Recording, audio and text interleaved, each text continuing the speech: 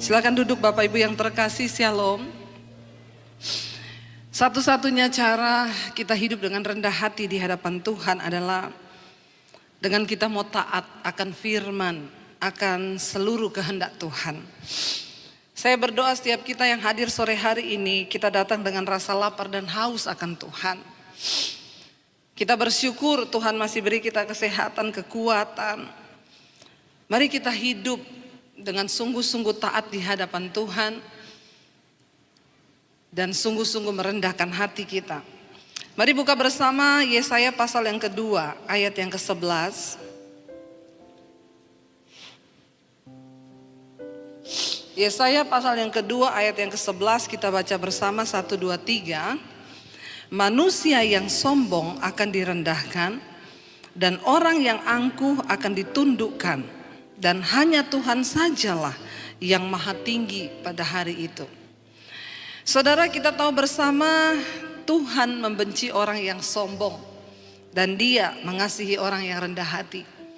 Kalau kita lihat di dalam Alkitab, firman Tuhan tentang kesombongan itu begitu banyak. Bahkan Alkitab berkata Tuhan itu menentang orang-orang yang sombong. Saat kita ini hidup dengan kesombongan di hadapan Tuhan, maka kita menjadi musuh Tuhan. Saudara bisa bayangkan kalau kita menjadi musuh Tuhan, kita menjadi orang yang ditentang oleh Tuhan, maka sudah pasti semua yang kita lakukan tidak akan mungkin berhasil. Namun seringkali orang Kristen tidak menyadari, sebagai anak Tuhan seringkali kita tidak menyadari. Dan kita berpikir, saya nggak sombong sama Tuhan, apa yang saya sombongkan? Saudara, orang yang tidak mau menurut kepada Tuhan, kepada firman-Nya, itu tanda yang paling nyata bahwa kita ini sombong dan kita tidak nurut kepada perintah-perintah Tuhan.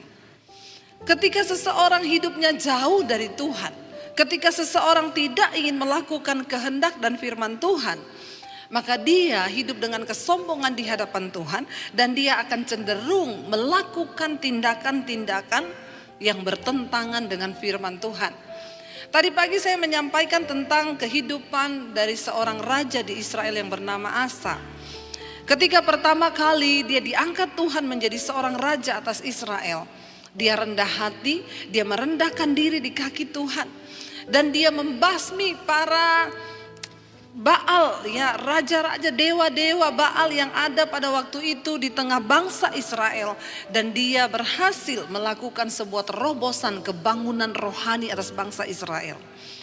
Tetapi kemudian ketika dia sudah menjadi raja, dia duduk dengan nyaman di atas tahta kepemerintahannya.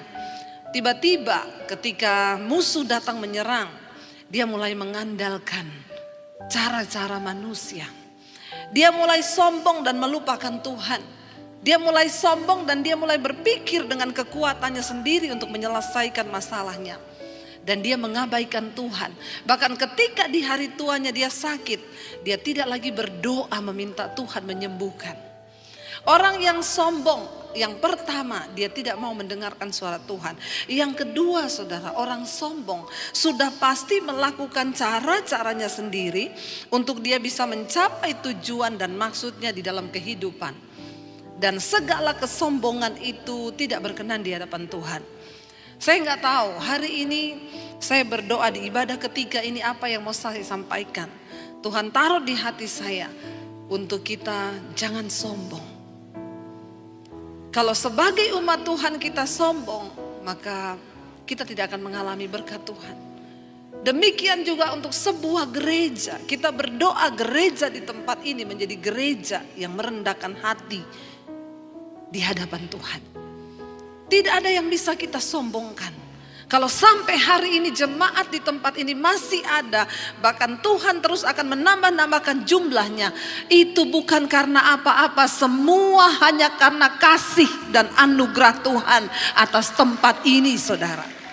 Sungguh bukan karena kekuatan manusia. Kita sudah mengalami banyak pergolakan. Kita melihat, saya tuh meneteskan air mata ketika pertama kali ibadah di tempat ini dibuka. Jemaat yang hadir begitu luar biasa. Cuma satu yang ada di hati saya, Tuhan masih berkenan atas tempat ini, saudara. Tuhan masih berkenan atas gerejanya. Karena itu mari kita merendahkan diri. Semakin hari kita semakin merendahkan diri, bahkan dalam kehidupan kita. Mari kita merendahkan diri setiap saat di kaki Tuhan. Tadi pagi kita sudah belajar, saudara nanti bisa lihat di live streamingnya. Bagaimana akhirnya Asa dijatuhkan dari pemerintahannya. Karena yang tadinya dia rendah hati, tiba-tiba dia berubah menjadi sombong, saudara. Kita akan melihat, saudara, kalau kita menjadi sombong, ya maka apa yang akan terjadi dengan hidup kita? Saya percaya, saudara, dia Tuhan, ya Tuhan yang membenci kesombongan, dan karena itu ya kita ini harus sungguh-sungguh juga ya meminta kepada Tuhan, saudara, untuk kita bisa terhindar dari segala kesombongan. Ada satu kisah di dalam ya Alkitab dari seorang raja juga yang ada di Israel. Tapi raja ini jarang dibahas, saudara, karena memang ya dia tuh sombong dan dia memperoleh kemenangan karena kesombongannya. Mari kita lihat bersama. Kita buka di dalam 1 Raja-Raja pasal yang ke-16. Ya, 1 Raja-Raja pasal yang ke-16. Kita akan lihat bersama, saudara, bagaimana ayat yang ke-8. Kita baca mulai dari ayat yang ke-8. 1 Raja-Raja pasal 16 ayat yang ke-8. Dalam tahun ke-26 zaman Asa, Raja Yehuda, Ela anak Baesa menjadi raja atas Israel di Tirsa. Saudara, Baesa ini ketika itu Israel sebuah kerajaan yang utuh, ya, yang sering disebut dengan kerajaan Israel ya bersatu. Lalu pecah menjadi dua, yaitu kerajaan utara dan kerajaan selatan. Kerajaan ya utara itu di bawah Baesa rajanya, yaitu Israel di Yerusalem, dan selatan itu di Yehuda, Asa sebagai rajanya. Ya, dan Baesa ini memiliki anak, saudara, yang namanya ya Ela, anak Baesa. Dia menjadi raja atas Israel di Tirsa. Ia memerintah 2 tahun lamanya. Ayat yang ke-9 kita lihat di sini, yang akan kita bahas adalah seorang raja yang bernama Zimri. Jarang dibahas kisah raja ini, bahkan mungkin saudara baru dengar ada ya raja Israel namanya Zimri. Zimri pegawainya yang menjadi panglima atas setengah dari pasukan kereta mengadakan persepakatan melawan dia. Dia ini orang yang sombong. Dan karena dia sombong, dia jauh dari Tuhan, dia ingin mengokohkan dirinya sendiri. Dan kadang-kadang orang sombong itu bisa memperoleh apa yang dia mau. Karena dia gigih berjuang dengan kesombongannya. Tetapi apa yang didapat dengan kesombongan itu pasti akan runtuh cepat atau lambat. Ya, lalu di sana dikatakan Zimri, pegawainya yang memimpin panglima, yang menjadi panglima atas setengah dari pasukan kereta, mengadakan persepakatan melawan dia. Ketika ia minum-minum sampai mabuk di Tirsa, jadi ceritanya Raja Ela ini minum-minum sampai mabuk di Tirsa, di rumah Arza yang menjadi kepala istana di Tirsa, datanglah Zimri lalu membunuh dia dalam tahun ke-27 zaman Asa, Raja Yehuda, dan ia menjadi raja menggantikan dia. Perhatikan, saudara, Zimri membunuh Ela sebagai raja di negara bagian yang ada di Tirsa. Ketika dia membunuh Ela, saudara, ketika dia sedang mabuk minum, lalu dibunuh oleh Zimri, dan akhirnya Zimri melantik dirinya sendiri menjadi raja atas Israel.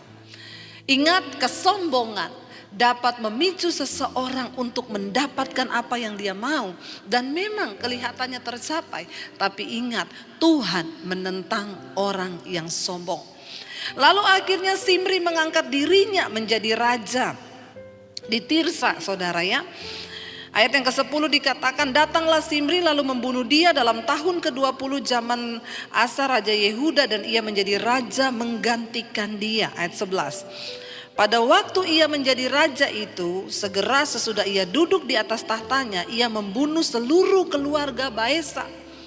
Seluruh keluarga ayahnya Raja Ela, yaitu Baesa, dibunuh mati sama Zimri ini ketika dia menjadi raja. Ya, dia bunuh semua keluarganya supaya tidak ada yang tersisa, saudara. Dikatakan di sana, pada waktu ia menjadi raja itu, segera sesudah ia duduk di atas tahtanya, ia membunuh seluruh keluarga Baesa. Tidak ada seorang pun laki-laki pun yang tersisa daripadanya yang ditinggalkannya hidup. Juga kaumnya dan teman-temannya semua dibunuh. Yang dianggap berkomplot dengan Raja Baesa dan Ela, teman-temannya, anaknya laki-laki, keluarganya dibantai habis oleh Zimri. Kenapa? Karena kesombongan dia ingin menjadi raja, saudara. Ayat 12, demikianlah Zimri memunahkan seluruh keluarga Baesa sesuai dengan firman Tuhan yang diucapkannya kepada Baesa dengan perantaraan Nabi Yehu. Ya, memang sudah dinubuatkan ya bahwa Baesa, karena dia juga jahat, raja ini jahat sehingga anaknya juga Ela mabuk-mabukan, maka keluarga ini akan ditumpas oleh Tuhan. Tidak ada satupun orang yang berdosa yang akan luput dari penghukuman. Lalu kita lihat, saudara, akhirnya Zimri mendapatkan apa yang dia mau. Ya, dia menjadi raja, tetapi kemudian kita lihat ayat yang ke-15. Kita lompat ayat yang ke-15. Dalam tahun ke-27 zaman Asa Raja Yehuda, Zimri menjadi raja. Dikatakan di sana ia memerintah berapa hari, saudara? 7 hari lamanya, enggak bicara tahun. Ia memerintah baru 7 hari lamanya di Tirsa, menggantikan raja yang dia bunuh tadi. Sedang rakyat berkemah mengepung Gibeton yang termasuk wilayah orang Filistin. Ya, ayat 16, setelah rakyat mengepung Gibeton yang termasuk, setelah rakyat yang berkemah itu mendengar orang mengatakan Zimri telah mengadakan persepakatan dan ia pun telah membunuh raja. Rakyat dengar, ternyata Zimri sudah bersepakat dan dia membunuh Raja Ela. Dan sekarang rakyat dengar, orang berkata dia sudah melantik dirinya menjadi raja. Lalu rakyat marah, saudara. Mereka ingin membalas dendam kepada Zimri sebagai apa yang sudah dia lakukan. Ya, dan ia pun telah membunuh raja. Maka pada hari itu juga di tempat perkemahan seluruh Israel menobatkan Omri, panglima tentara, menjadi raja atas Israel.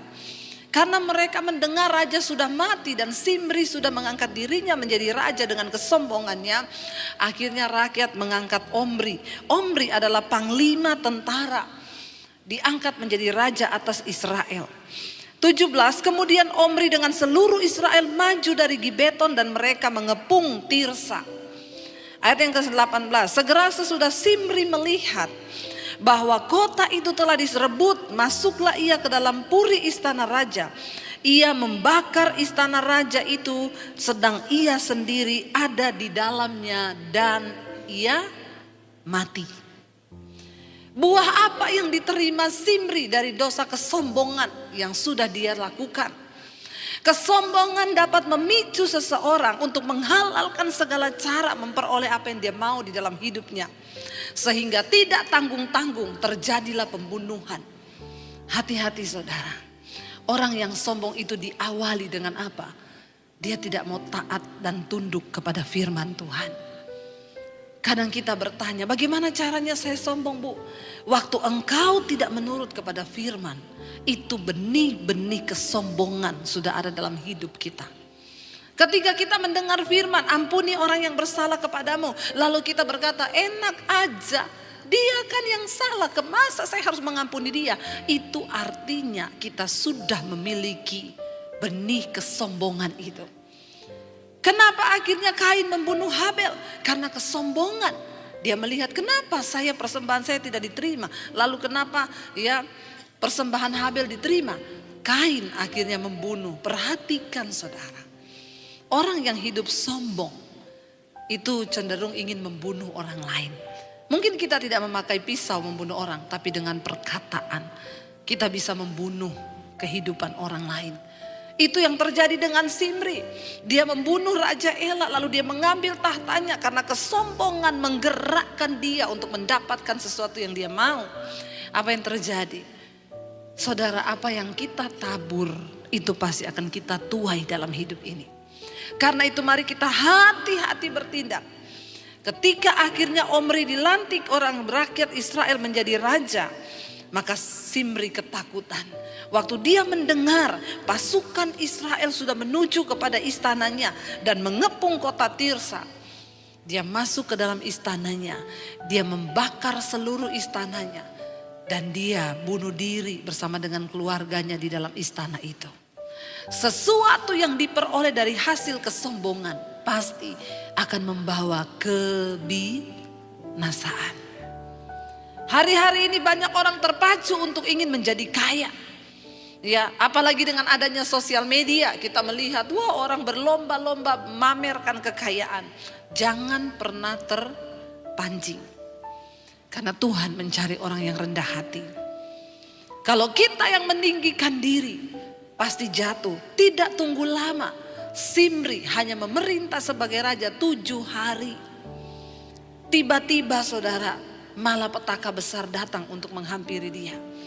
Dia tidak siap untuk menghadapi kenyataan dia akan disiksa mungkin oleh tentara Israel. Apa yang dia ambil keputusan? Dia mengakhiri hidupnya dengan bunuh diri di istananya sendiri. Dia membakar seluruh istananya. Alkitab berkata, sesegera sesudah Zimri melihat bahwa kota itu telah direbut, masuklah ia ke dalam puri istana raja. Ia membakar istana raja itu sedang ia sendiri ada di dalamnya dan ia mati. Ayat 19 dikatakan di sana, oleh karena dosa-dosa yang telah dilakukannya dengan melakukan apa yang jahat di mata Tuhan, serta hidup menurut tingkah laku Yerobeam dan menurut dosa Yerobeam yang mengakibatkan orang Israel berdosa pula. Selebihnya dari riwayat Zimri dan persepakatan yang diadakannya, bukankah semuanya itu tertulis dalam kitab sejarah raja-raja Israel? Jarang kisah ini dibahas, tapi inilah dosa kesombongan yang akan menghancurkan kita. Saudara, bagaimana kita bersikap ketika mungkin kita dihina? Bagaimana engkau bersikap ketika engkau direndahkan oleh keluargamu? Apakah kita marah? Tidak jarang ketika orang Kristen itu mengalami fitnahan atau hinaan dari keluarga, kita marah dan berkata, emang dia belum tahu siapa saya. Hati-hati, cepat minta ampun. Bagaimana kita bersikap sebagai orang rendah hati waktu engkau direndahkan? Terima itu sebagai sesuatu yang memang Tuhan izinkan. Ya, tidak usah berkata di mana harga diriku. Belum tahu dia. Mari kita belajar hidup dengan rendah hati. Kenapa saudara? Karena Tuhan akan meninggikan orang yang rendah hati. Kalau engkau mau melihat peninggian dari Tuhan, buang segala benih kesombongan. Orang yang sombong itu suka berbantah dengan Tuhan. Bukan cuma dengan sesama. Kalau dengan sesama udah pasti. Kenapa? Karena orang sombong itu selalu merasa diri benar. Hati-hati para suami. Sebagai laki-laki seringkali kita merasa ya kita harus dihargai, lalu kesombongan kita muncul. Ketika istri memberikan kita nasihat, kita berkata, gak usah kamu ngomong-ngomong sama saya tahu apa yang saya lakukan. Hati-hati dengan kesombongan. Sebagai istri pun kita harus dengan rendah hati untuk menerima masukan dan nasihat dari suami. Mari kita belajar sebagai anak-anak dalam rumah tangga, hormati ayah ibumu, itu bagian engkau hidup dengan rendah hati supaya masa depanmu dipelihara oleh Tuhan. Firman Tuhan itu gak pernah berdusta. Kita belajar dari setiap kisah yang ditulis dalam Alkitab untuk membuat apa? Hidup kita ini semakin bijaksana.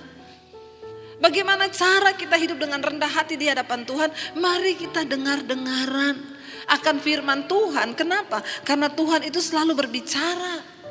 Tuhan menegur dan dia menjawab doa kita. Jangan pernah berbantah dengan Tuhan. Dengan cara apa? Kita gak nuruti firman-Nya saudara. Orang yang gak menurut firman, dia hidup dengan kesombongan di hadapan Tuhan. Coba kita baca bersama di dalam Ayub 33. Ayub 33 mulai ayat yang ke-13 saudara. Ayub 33 ayat yang ke-13 kita baca bersama. Di sana firman Tuhan berkata, mengapa engkau berbantah dengan dia? Ya, kenapa manusia berbantah dengan Tuhan? Bahwa dia tidak menjawab segala perkataanmu. Seringkali ketika doa-doa kita belum dijawab, kita berkata, Tuhan, kenapa engkau gak jawab-jawab? Saya seringkali menerima orang konseling, Bu, saya ini sudah berdoa loh puluhan tahun, kenapa Tuhan gak jawab doa saya? Hati-hati, ya, hati-hati dengan ucapan mulut kita. Jangan sampai kita menjadi orang yang sombong di hadapan Tuhan dengan berbantah dengan Tuhan. Dikatakan di sana ayat 14, saudara, ya, Ayub 33 ayat 14. Karena Allah berfirman dengan satu dua cara, tetapi orang tidak memperhatikannya. Tuhan itu selalu mau mengingatkan kita. Dia berbicara kepada kita, dia menjawab kita itu dengan satu dua cara. Artinya apa? Tuhan itu punya berbagai cara untuk menjawab, untuk menuntun kita, untuk memberitahu kepada kita jalan-jalan yang benar. Tapi seringkali kita ini tidak memperhatikan. Tuhan bisa bicara lewat istrimu, lewat suamimu, lewat anakmu, bahkan lewat siapa saja. Tapi kalau orang sombong, dia tidak pernah akan memperhatikan nasihat. Baik itu datang dari siapa saja, gak mungkin. Seringkali Tuhan akan menjawab kita lewat orang ngomong. Ya, lewat apapun itu bisa menjadi ketika hati kita terbuka dan kita hidup dengan rendah hati di hadapan Tuhan. Tapi kalau kita ini sudah tertutup hati, kita hidup dengan kesombongan, saudara, maka tidak mungkin dikatakan di sini karena Allah berfirman dengan satu dua cara, tetapi orang tidak memperhatikannya. Orang yang sombong gak mungkin memperhatikan. Ayat 15, bisa lewat apa Tuhan berbicara? Dalam mimpi, dalam penglihatan waktu malam, bila orang tidur, nyenyak tidur, bila berbaring di atas tempat tidur. Ayat 16, maka ia membuka telinga manusia dan mengejutkan mereka dengan teguran-teguran. Seringkali Tuhan bicara kepada kita sebelum kita tidur malam. Tetapi bagaimana Tuhan bisa berbicara? Dia menunggu respon kerendahan hati kita. Makanya sebelum tidur malam introspeksi diri. Tuhan, apakah hari ini aku sudah hidup berkenan kepadamu? Kalau ada yang salah dari hidupku, bicara kepadaku Tuhan.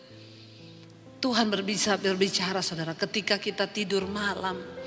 Ya, saya sering kali mengalami ketika kami akan ambil keputusan-keputusan penting di dalam hidup kami. Kami berdoa, saya dan suami. Tuhan berbicara, kadang-kadang tengah malam tiba-tiba kebangun. Tuhan taruh sesuatu di hati. Saat kita tidur nyenyak, kebangun. Satu kali saya dan suami minta sebuah peneguhan. Jam 2 malam kami berdua sama-sama kebangun. Suami saya bilang, Say, besok itu nanti kita ambil keputusan gini-gini. Saya bilang, iya saya juga dapat yang sama. Jam 2 malam, lagi tidur nyenyak, kebangun tiba-tiba. Tuhan berbicara. Kenapa kita bisa mendengar dan mengalami tuntunan Tuhan yang seperti itu? Lalu benar kita terhindar dari sebuah keputusan yang besar yang akan kita ambil. Tuhan menuntun asal kita mau dengan rendah hati berkata, saat keputusan itu akan kami buat, kami berdua berdoa setiap hari gandeng tangan. Tuhan, kami sepakat, kalau ini bukan kehendak-Mu, jauhkan. Tuntun kami Tuhan, apa yang harus kami lakukan. 2 hari, 3 hari mendekati, selama beberapa hari kami terus berdoa. Kami merendahkan hati Tuhan, memohon petunjuk-Mu untuk keputusan yang akan kami buat. Dan benar, besok keputusan itu mau diambil. Jam 2 malam suami saya tiba-tiba kebangun, saya pun tiba-tiba kebangun. Dan kita malam itu langsung ngomong, Say, Tuhan tuh bicara gini. Iya, besok kita minta kesepakatan sesuai tuntunan Tuhan. Dan benar-benar terjadi. Saudara, Tuhan bisa berbicara asalkan kita dengan rendah hati. Masalahnya, kenapa kita gak pernah dapat tuntunan Tuhan? Kita tuh berjalan dengan pikiran kita sendiri. Alkitab bilang terkutuklah orang yang mengandalkan kepintarannya. Tuhan yang tahu masa depan kita. Tuhan yang tahu keputusan yang akan kita buat. Tuhan yang tahu apa yang akan kita ambil. Tuhan bahkan yang tahu segala sesuatu sebelum itu terjadi. Karena itu perlu ingat saudara, Tuhan pegang blueprint, perencanaan hidup kita itu ada di tangannya. Kenapa kita harus cari Tuhan? Kenapa kita harus merendahkan diri? Karena Dia yang pegang buku kehidupan kita. Bahkan kematian kita, itu Tuhan tahu. Kita gak tahu apa-apa. Makanya kita perlu mendekatkan diri kepada Tuhan. Di sana dikatakan Tuhan bisa berbicara dengan 1-2 cara. Allah berfirman dalam mimpi, dalam penglihatan, waktu malam, bila orang tidur nyenyak, bila dalam pembaringan di atas tempat tidur, maka Ia membuka telinga manusia dan mengejutkan mereka dengan teguran-teguran. Yes, saya sering mengalami. Tuhan mengajari kamu itu gini. Dan saya belajar untuk taat melakukan. Bahkan ketika saya ditipu orang, uang saya di bawah 300 juta. Tiap hari saya marah sama suami. Kenapa? Kami bangun studio, uangnya di bawah 300 juta. Saya bilang sama suami, makanya kamu tuh pilih pemborong gak bener, harusnya gini. Lalu akhirnya kehilangan damai sejahtera. Sampai satu waktu, saya sudah merasa tidak nyaman ini. Roh Kudus sudah tidak nyaman. Tiap hari saya emosi mengingat itu. Karena 300 juta saudara, lumayan kan bisa buat beli kerupuk dimakan 1 RT. Tapi tiba-tiba satu malam saya bertanya, Tuhan, kenapa ini terjadi? Kenapa Engkau izinkan Tuhan? Ini uang untuk bangun studio kami, untuk bisa pelayanan di YouTube. Tiba-tiba Tuhan tuh bicara, lepaskan pengampunan. Kenapa aku izinkan engkau mengalami? Kamu kan sering konseling orang kalau datang, Bu saya ditipu orang berapa? 5M. Lupakan aja, uang gampang dicari tapi damai sejahtera itu susah didapat. Sekarang kamu mengalami, kamu bisa gak melakukan apa yang kamu katakan? Waduh berat saudara. Tuhan berat. Tapi Tuhan bilang gak ada pilihan, taat lakukan. Saya berdoa hari itu saya menangis. Ampuni saya Tuhan. Jagai hatiku Tuhan. Supaya aku bisa melepaskan pengampunan. Aku mau menjadi pelaku firman-Mu. Lalu Roh Kudus mulai tuntun. Sekarang kamu SMS orang itu. Kamu bilang bahwa kamu melepaskan pengampunan. Saya ambil HP. Saya SMS orangnya. Saya tadinya kepahitan sama kamu. Saya jengkel sama kamu. Saya marah sama kamu. Terkutuk kamu. Tapi hari ini Tuhan tegur saya lepaskan pengampunan buat kamu. Enggak sampai di situ, sudah mau selesai saya mau kirim, Roh Kudus ngomong tulis. Dan mulai hari ini saya tidak akan tagih uang itu. Saya bilang, kalau itu tunggu dulu Tuhan. Lumayan 300 juta. Roh Kudus ngomong tulis itu. Ngomong tulis sekarang. Dengan berat hati. Tapi saya mau merendahkan diri. Saya tulis dan mulai sekarang bergetar tangan saya. Dan mulai sekarang stop dulu. Tarik napas. Ada harga yang harus dibayar. Waktu kita mau merendahkan hati mendengarkan suara Tuhan. Saya tulis dan mulai hari ini. Saya tidak akan tanya kamu pertanggungan jawab. Karena tiap hari saya mana pertanggungan jawab. Dia balas notanya belum kekumpul, banyak yang hilang. Saya balas besok saya tunggu. Besok seperti itu damai sejahtera hilang. Waduh semuanya saudara. Tapi akhirnya saya mau belajar taat. Saya bilang mulai sekarang saya tidak akan tanya lagi uang itu. Itu urusan kamu dengan Tuhan. Tapi satu nasihat saya, bertobat. Dah, besok pagi bangun iblis ngomong, tanya uangnya. Waduh daging itu saudara daging. Saya bilang enggak dalam nama Yesus. Enggak dalam nama Yesus. Akhirnya saya hapus aja kontaknya. Biar saya tidak terpengaruh untuk nanya-nanya. 1 minggu kemudian saya dapat berkat ada orang ngasih saya mobil. Mobil baru. Yang harusnya itu keluar dari uang saya sendiri. Tapi orang kasih. Berapa minggu kemudian ada orang memberkati untuk pembangunan studio kami. Apa yang tidak pernah kita pikirkan. Coba kalau saya marah-marah terus. Saya gak mau dengar apa yang Tuhan ngomong. Kalau saya gak taat, gak merendahkan hati untuk melakukan firman Tuhan. Saya berbantah dengan Tuhan. Saya bilang, enggak Tuhan, berat Tuhan, saya enggak mau, saya akan tagih terus. Karena ada teman saya yang ngomong, butuh jasa penagih enggak? Dia bilang, enggak dosa Bu, kita nagih utang enggak dosa. Sudah mau tergiur saya, tapi saya ingat Tuhan bilang, jangan. Setelah saya lepaskan pengampunan, berkat Tuhan mengalir saudara. Tepuk tangan buat Tuhan. Saudara, jadilah orang yang rendah hati di hadapan Tuhan. Jangan suka berbantah dengan Tuhan. Lalu dikatakan di sana saudara ayat yang ke-17. Untuk apa Tuhan menegur kita? Untuk menghalangi manusia dari perbuatannya dan melenyapkan kesombongan orang. Tuhan itu menegur, firman Tuhan itu berbicara untuk apa? Untuk menghalangi manusia dari perbuatannya dan untuk dikatakan di sana melenyapkan kesombongan mereka. Kenapa tadi ya Raja Simri bisa membunuh seperti itu? Karena kesombongan menguasai dia sehingga perbuatannya akhirnya melakukan sesuatu yang tidak berkenan. Tekan setiap kesombonganmu. Juga buat bapak-bapak. Seringkali bapak-bapak itu dipimpin logika. Kesombongannya terlalu tinggi. Dalam bisnis engkau membuat perhitungan dan engkau pikir ini sudah benar. Ini perhitungan saya. Diberkatilah orang yang merendahkan hatinya di hadapan Tuhan. Diberkatilah orang yang rendah hati. Tetapi terkutuk orang yang tinggi hati. Untuk melenyapkan kesombongan orang ayat 18. Untuk menahan nyawanya daripada liang kubur.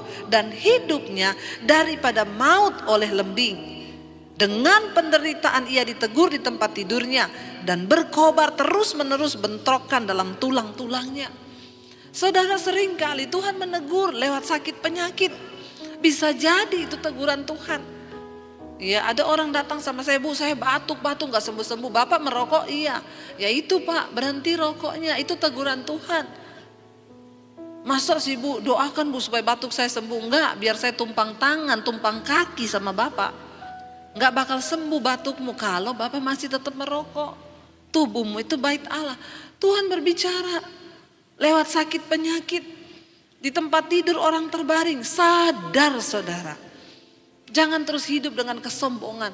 Orang-orang yang gak mau terima kebenaran dikatakan jangan merokok. Jawabannya apa? Saya ini kalau merokok malah mati loh Bu. Ada orang Kristen yang seperti itu. Kalau engkau mau lihat Tuhan pelihara hidupmu hari-hari ini. Mari taat kepada firman-Nya. Mari tundukkan hati kita kepada Tuhan. Kita lihat 1 Samuel pasal yang kedua ayat yang ke-10.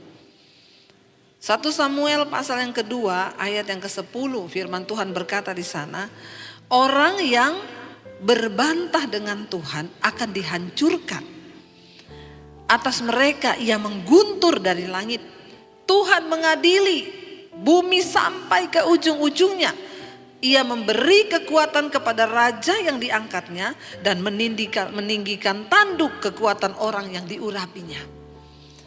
Daripada kita jadi orang yang melawan Tuhan dan dilawan Tuhan, berbantah dengan Tuhan, lebih baik kita menjadi orang yang diurapi dan diangkat tinggi oleh Tuhan. Orang yang rendah hati akan diangkat tinggi Tuhan saudara. Karena itu saya berdoa, biarlah segala kesombongan kita dihancurkan Tuhan. Ya, kita baca satu ayat lagi, Yesaya 45, sambil saya undang para imam musik maju ke depan. Yesaya 45 ayat yang ke-9. Baca bersama firman Tuhan berkata 1, 2, 3. Celakalah orang yang berbantah dengan pembentuknya. Dia tidak lain dari beling periuk saja. Adakah tanah liat berkata kepada pembentuknya, apakah yang kau buat? Atau yang telah dibuatnya, engkau tidak punya tangan. Waktu kita hidup dalam kesombongan dan tidak mau taat kepada Tuhan, kepada firman-Nya, itu artinya kita berbantah dengan Tuhan. Firman ini berkata, celaka orang yang berbantah dengan pembentuknya. Kita ini hanya tanah liat. Kita ini hanya hembusan nafas.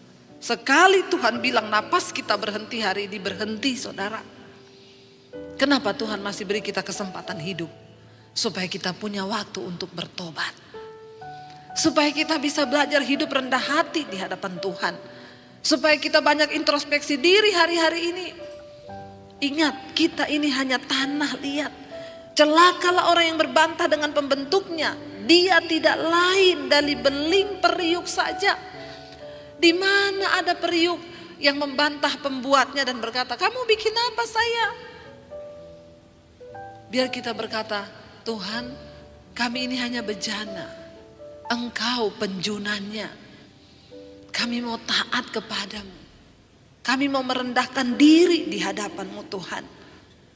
Waktu kita merendahkan diri, percayalah saudara, ketika engkau angkat tangan, maka Tuhan akan turun tangan atas hidupmu. Dia tidak pernah menahan kebaikannya terhadap orang-orang yang hidup takut akan Dia.